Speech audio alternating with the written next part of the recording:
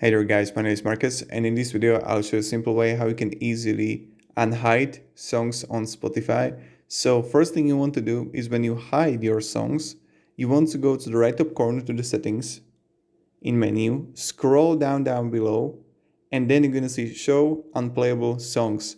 Show songs that are unplayable, click on it, and when you're going to do it and you're going to show unplayable songs, right now when I'm going to go here, and there is this song like Aqua Trip. I'll click three dots here. Let's go here to, I don't know, Shahmen. Opening shot. Or like whatever, Daily Mix 2. Hide a song. I can simply unhide it, right? And this is how you do it.